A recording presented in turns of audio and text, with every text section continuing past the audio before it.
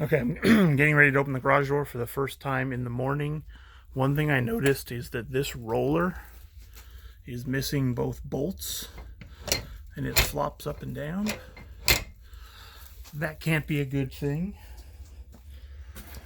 But now we're going to see how the opener works for the first time in the morning. Experience has been that it's very jerky and seems to use a lot of force the very first time it's opened. So here it goes.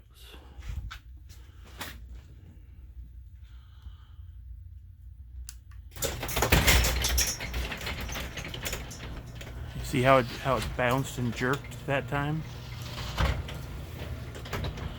And then it goes up and seems to be pretty smooth.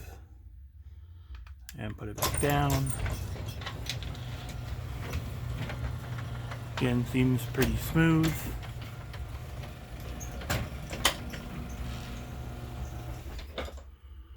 Now I'll do it again. Nice and smooth. No problem at all going up that time. So what the heck is going on?